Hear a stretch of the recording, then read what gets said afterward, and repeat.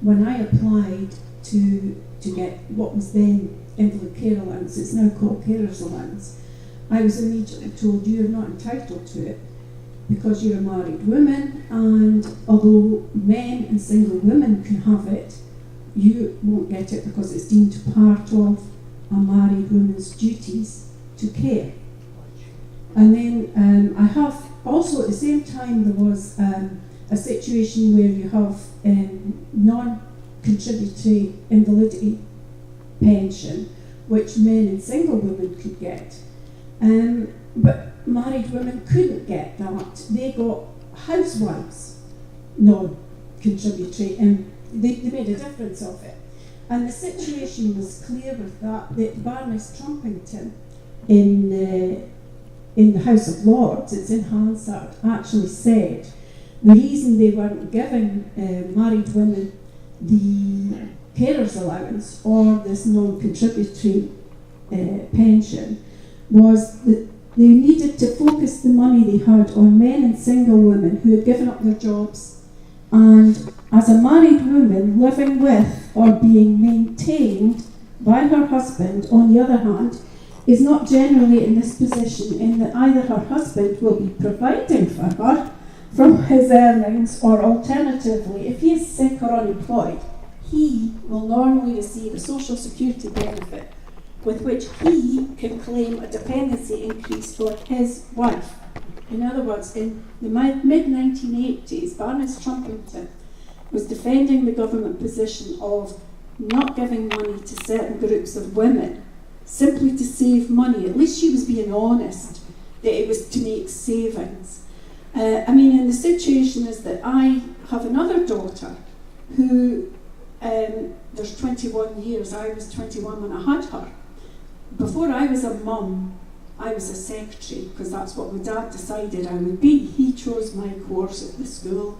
Although I was high achieving, I was going to be a secretary, because what's the point in doing a job that you went to university for? Because you're going to have family, you'll leave, and that'll be you.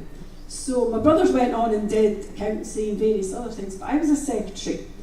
My daughter, before she became a mum, got an honours degree in electrical and electronic engineering. And that shows the difference in one generation, that her expectation in life was so different from what my expectation was going to be.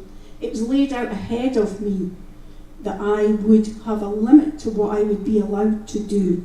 Not just by society. My dad was part of society, and he was part of what the men thought their daughters should be doing. So Sandra, yes.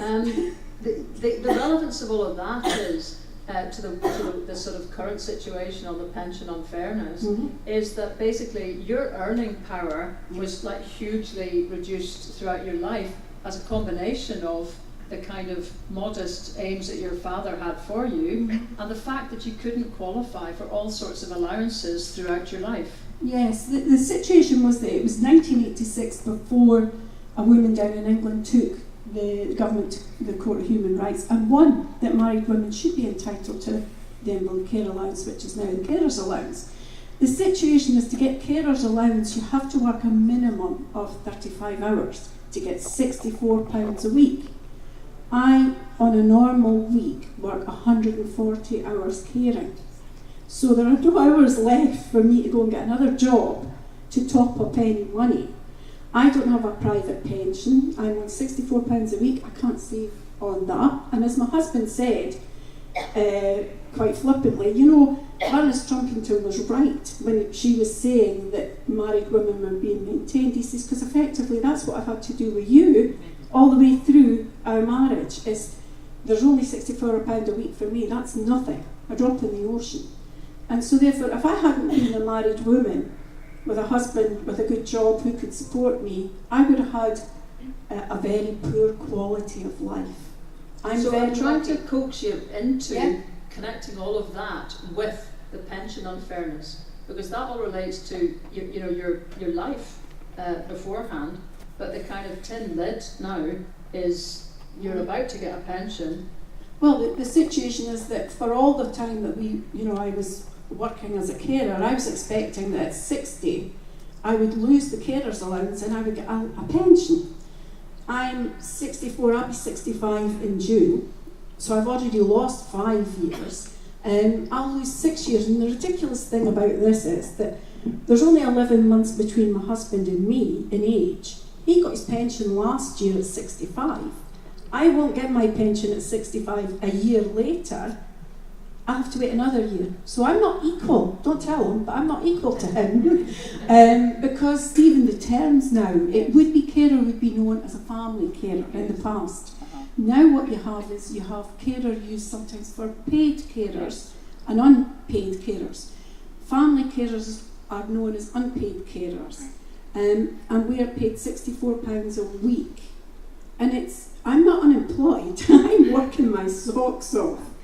But £64, that's pennies an hour for 140 hours. You wouldn't get to do that if you were paying a wage. So they don't call it a wage, they call it a benefit. So Sandra, you know, when you see George Osborne saying that massive saving that primarily came out of this age group of women's pensions was uncontroversial, what do you think? Well, it's quite clear that what he's saying is that he took money from one particular group of women to boost the pension for everybody else. So why is that fair that some people, again, women, are being punished unequally? Because we're having money taken away, and as I say, my husband's had his pension for a year, so I'm not equal to him, and I can't see how this works, that George Osborne can actually defend saying that he took money away and it was uncontroversial. It was uncontroversial because they never told people. We never knew about it.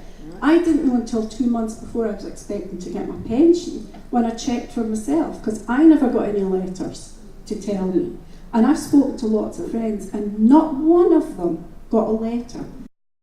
I had to take early retirement, was the words, that's what I'm looking for, at the age of 58, and I knew about the 62 years retirement age, right? I knew about that. Somehow that had trickled through to my consciousness. So I was fully expecting that, but to my horror, when I finished work at the age of 58, I then realised somehow, I can't remember how now, that it was now 66 that I would have to wait for my pension. And I had no notification about that, and I think it was through Anne actually. I remember going down to the local SNP offices where Anne was working at the time, because she notified me or said, "Hey Valentine, would you be interested in WASPI?" And I'd sort of gone down to find out about that and discovered that was this group that was going to be starting up, looking at why had we not been notified about the retirement age going up to 66, and discovering that I was one of these people, one of these women who had not been told. So I was now in this position of having had to take early retirement, expecting to get my pension at the age of 62, which was marginally better than nothing, and now having to wait another 4 years to get something. So, okay, I have an occupational pension, but it's not, I don't get enough to get taxed on, but I know I'm a damn sight better off than a lot of other people, so I'm that's fine. But nonetheless, it's not fine in that what you were talking about earlier, Leslie, in terms of the way women have worked their way up. I mean, I recognise all that. I was a working mum. I remember getting up at 6 o'clock in the morning and having to head off to work, making sure that the children were breakfasted, ready for school, off to the childminders, all of that, coming back, having to cook. Anyway, so yeah, I recognise all that. And I also remember my first bloody mortgage with him, excuse me. But I couldn't, it was for a married, I couldn't have got the mortgage in my own name. It had to be with him. It was a married woman. It was appalling when you look back and think about the fact that we had no rights in our own name. I can't believe it. If I had been retired at the age of 60, I would have got a full pension because I had paid in enough. I then discover, having, later on when I've come back from the shock and all the rest of it and sort of got into it, that no, I don't get a full pension. And of course then, where do I find the money from to buy you know, enough to make it a full pension. I don't, because I have to then make up, you know. So it's ridiculous. I don't get a full pension either. For the sake of the fact that you were 58, not 60. Yes. That 2 years. Yes. Which you didn't know when you were forced to retire. Yeah. Yeah. So I don't even get a full pension. My husband does, because he doesn't earn enough to get taxed, but because of that, he does part-time classes and stuff. He can pay a reduced, reduced contributions, and he'll manage to get a full pension when he gets his pension, but I won't. Yeah. So there you go. Well, my story is I'll be 62 at the end of this month. I was born in 1957. Slightly different from the women here. I did work in quite a well-paid job until about a few weeks ago, but I was able to take my occupational pension at 60. But if I wasn't in a relationship, I would, even with the occupational pension, struggle on my own. I also have some health problems. I have a disability, and I think that, again, like a lot of the other women, when I was growing up, the expectations on women were, you can't do this, you can't do that, your aspirations should be kept low. I was also fortunate, I don't mean fortunate that I didn't have children, but I hadn't been a carer, hadn't had career breaks, like many of the women in this country. And for me, it's just the fact that none of this has ever been taken into account when considering the raising of the age, particularly for 50s women, because it was a different world. And for those of you who are about the same age as me, you will remember younger women haven't a clue what it was like for women. It was only 1975 the Sex Discrimination Act came in. So there was lots of areas of a woman's life where their ability to earn more and to build up a good pension were severely restricted by government policy. And that's the thing. So I do regard myself as being more fortunate than a lot of women, but I fully expected to be on my own all of my life, because I got married later on, so I was preparing to work till 65 and just to keep earning. But when I thought I could stop at 60, I thought, well, this is wonderful, because I've got a disability, I have health problems, and I didn't receive a letter. I only became aware, like a lot of other women, 2 or 3 years before. And then there was this increase, when I went up to 66, it was just unbelievable. So, I feel strongly about, and I'm glad that Dundee are doing this different campaign, because it is sex discrimination. This word is not being used a lot these days. It's about gender equality. It's sex discrimination on the basis of your sex. And I think that has to be remembered, and it has to be acknowledged.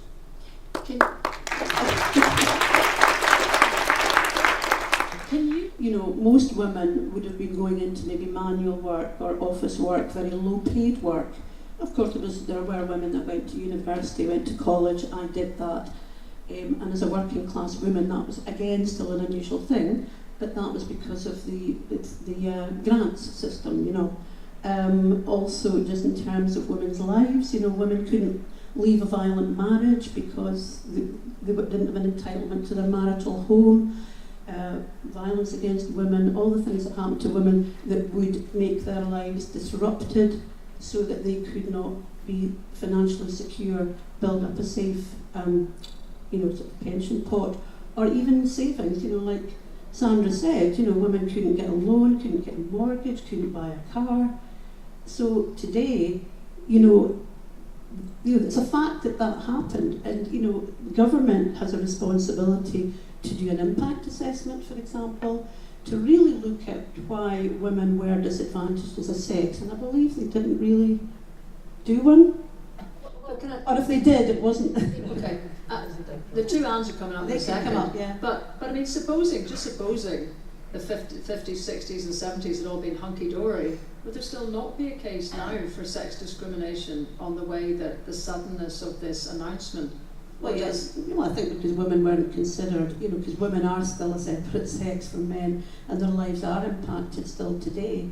I mean, one example I heard by Rose Altman the other day was that women who are not eligible for child benefit because their husbands earn over the 50,000 don't know that they should still claim child benefit even if they're not entitled, because it will give them a pension contribution.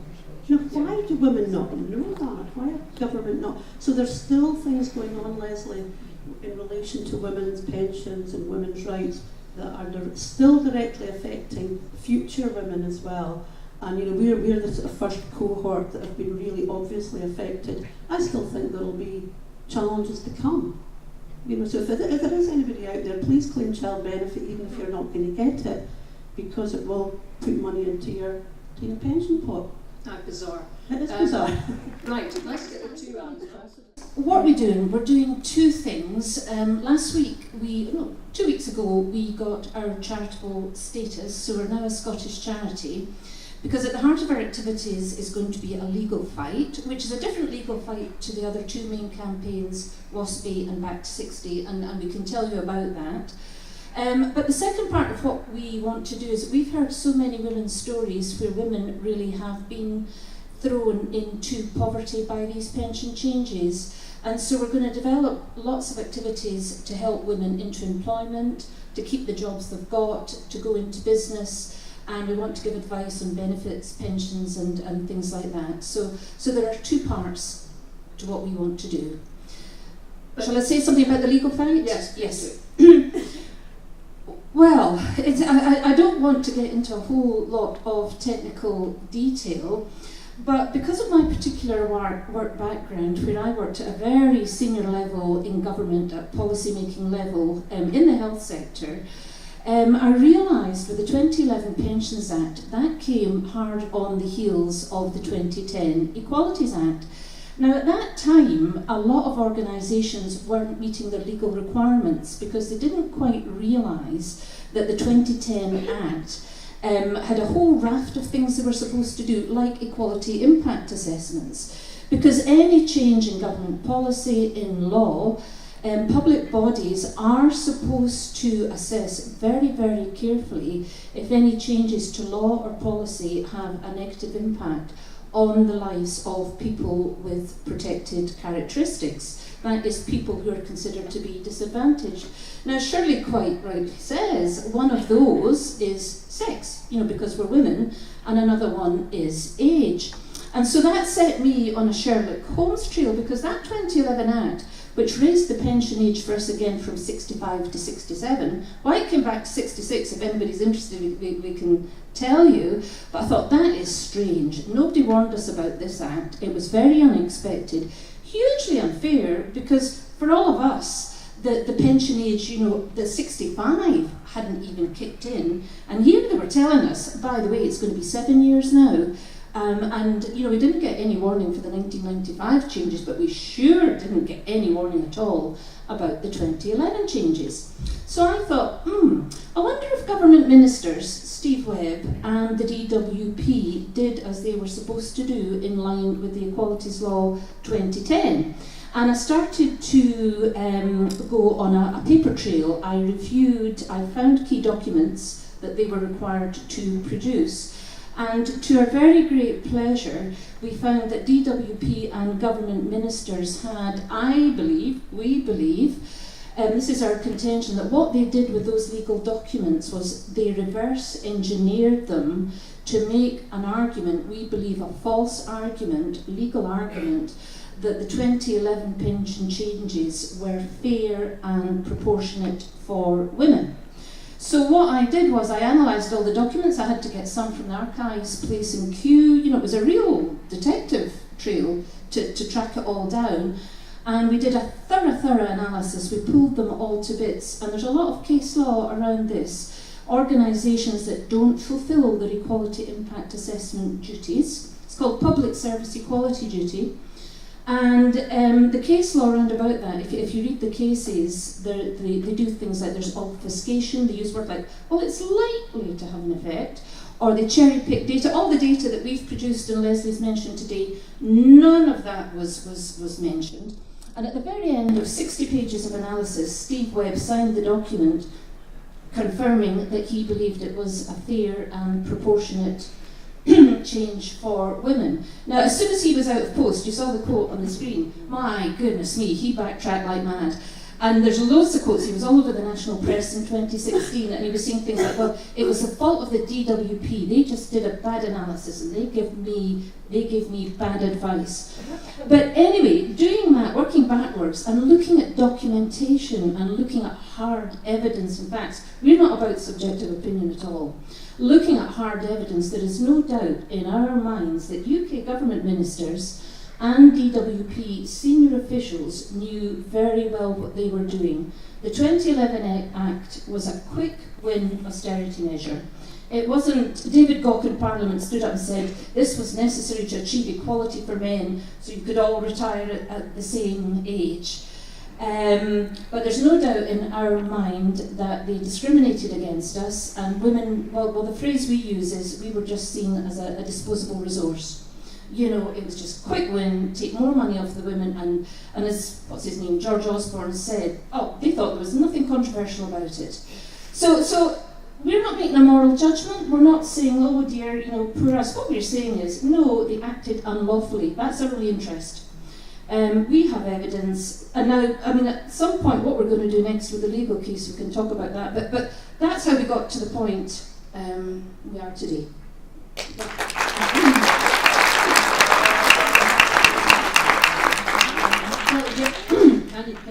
Well, if I just go back to the start of the Feisty Women thing, just so we can bring in the WASPI women. I know we've got some WASPI women in the audience today. I started up a local branch of WASPI because I did work for one of the MPs in the area, Chris Law, who was very interested in this, and you know, a lot of his cohort were trying to help with the pensions injustice. And Mary Black, who's the spokesperson for pensions in Parliament, she's on the select committee, was really helpful about it as well. So when I started looking into it, I suddenly thought, this is me, I'm not going to get my pension when I thought I was going to get my pension. Now it was fine, I planned to carry on working anyway because thankfully fitting well, touch wood, and we'll carry on until I get my pension.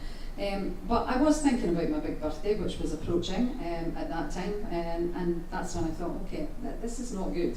And the WASPI campaign was just firing up at that time. I ended up actually, I was going down to Parliament to work for a week in Chris's office, and there was a march on at that time of the WASPI women. And there were thousands of women from all over the country, you know, protesting outside Parliament. And I know for a fact that it was heard inside because Chris said afterwards, we could hear you inside. But did they care? No. They don't give a damn about marching and, you know, people saying, oh, poor me and this is terrible. They don't care. The only thing that's going to win this is a legal argument that says we were wronged, and we know we were wronged. So, as I say, I started up a local branch of WASPI, but a couple of years ago, it was just about a couple of years ago, I realised that I didn't think this was going the way that I thought it would go. Women were being asked to write a stage 1 letter, followed by a stage 2 letter. It was all quite complicated. And then it was going to go to an independent case examiner, which did happen, but now that's been shut down because there's a judicial review going on. They're not looking at any of the cases that have been sent. So to me, all that work's been kind of wasted. So I was disillusioned, and I thought, now there's got to be a better way. And it just so happened that Anne came along to one of our last meetings of our local WASPI group, and we both agreed that things weren't happening the way we thought they were. And when Anne started looking into the evidence, as you can see, she's done lots of work. I'm not a detailed person, Anne is, thankfully, so we work quite well together. And she came up with all this stuff, and we thought, now we need to start something different. We don't think this is working. So we started the Feisty Women group just about a couple of years ago, and it is, I mean, feisty by name, feisty by nature. You know that, Leslie. Your company's called Feisty. Sorry about stealing it, but we just thought it was such a great name. That's all right. And the women of Dundee have been known throughout history for being radical and for standing up for their rights, and we hope to carry on that tradition in our fight for this pension justice. So, as I say, you know, it was when I was looking at my own situation, I had transferred that I was actually able to take some money out of the pension that had been built up when I worked for the City Council on the opposite side of the fence, due to some Pension Act changes which allowed you to take a 25% lump sum. So that was enough to pay off the small loan that I had on the flat that I had bought and leave me mortgage free, because that was a relief at that time. And I felt I didn't really want to carry on working as full-time as I had. My idea had been to come down to a more part-time level and maybe do some voluntary work, you know, as and when I chose. But it looked like I wasn't going to be able to afford to do that. So, and I had a vague recollection of a letter that about the pension that was sent by DWP. I can't remember when it was. I think it was maybe just about 2012. So, you know, it was after they'd done all the stuff anyway. So it was like Anne said, it was like a reverse thing. Right, we're going to do it, and here's something to tell you about it. But when you're not at pension age, you know, you're not really necessarily, you get all this stuff from the DWP that's just gobbledygook. You know, you think, okay, it's something to do with pension. I'll put it in the file and I'll look at it when I need to look at it. But then it suddenly began to dawn, this is serious, you know, I'm not going to get my pension until I'm 66, so I'm going to have to carry on working. So that was my sort of involvement in it in the first place. Anne came along, we started up a Facebook group, and we are pursuing, we've spoken to different lawyers, we've had different opinions on things. We've finally got to the point where we're speaking to lawyers in Edinburgh. We were originally speaking to lawyers down in London, but they specialise in judicial review, and we feel that that's not what's going to get compensated. We want money, as I've said on the movie. We feel we need compensation, actual hard cash, for this discrimination that has been visited upon us. And the only way to do that is probably through a civil action. So we're starting up a GoFundMe campaign, which you've all got stuff on your seats, and I hope you can contribute something, because we need just a small amount of money to let lawyers have a look at this and to come up with what they think can be done. It may be that we can't do this, so we're not making any false promises, but we feel that the evidence we've got is very, very clear that we were discriminated against, and therefore, if the law won't allow us to challenge this, then the law bloody well needs changed. Yeah.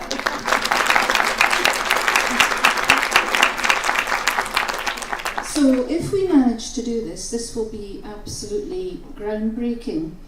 Anne wasn't exactly joking. If we find, we know we've been discriminated against, we know it and we've got the evidence, but if we find we can't bring a civil case against DWP officials and UK government ministers as individual people, then we really do believe sex discrimination law needs to change and it's not fit for purpose.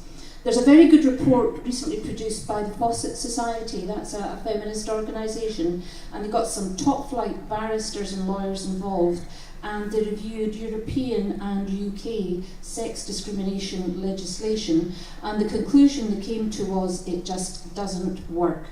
Because actually, for us, for ordinary women, you know, when we do face discrimination in the workplace, with our pensions, there is actually very little we can do to make a complaint and to get justice.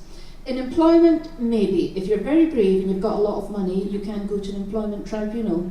But in this sort of situation, no, we don't believe it's been done before. But we know we have right on our side. So what wasn't clear in this TV, you know, in various things in the papers, is that this is going to be a long game. Now my daughter's here, I'm going to embarrass her. She is. And we may be passing this on to our daughters for all we know. Is there a, you know, you kind of wonder, is Gina Miller on that lot kind of interested in anything beyond the EU, you know, because when having a very high profile, very capable woman like that, is that what you're hoping to achieve, that same level of profile? Yes, we just feel, we believe that this is going to take off. One of the things we want to do is to represent women, older women with tons of life experience and a lot of knowledge. We want to have a very strong voice in the public arena. But what Jean, I mean, can't remember offhand, but I mean, Gina had some pretty big backers, did she not? I mean, have you got some big backer women? Because there should be some women with money in that cohort, should there not? Yeah, that is part of our plan to get that sort of support. And this is going to be high profile.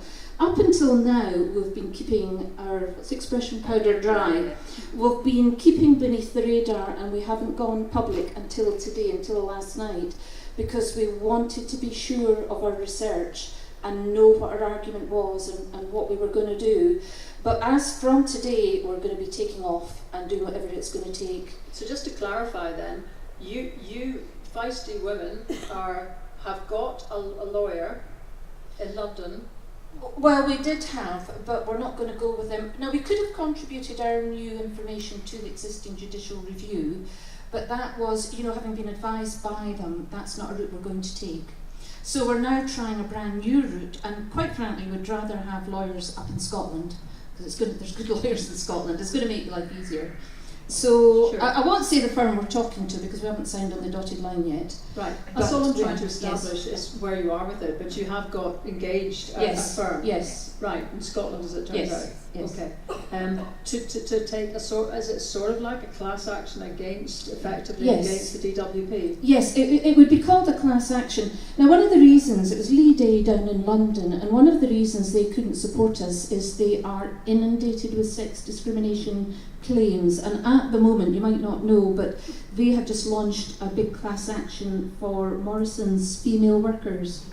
Because of the nature of their work, they've been paid less than men doing equivalent jobs. So they would have been interested. The young man was disappointed, wasn't he? He was saying, I would have loved to have dealt with this, but they just couldn't take us on. But they didn't say, no, you can't do this, it's going to be difficult to do this. But yes, what the young lawyer told us, he said, in America, it's called a class action. We didn't know this. Yeah. But it's a class action. That's what we want to do. Yeah.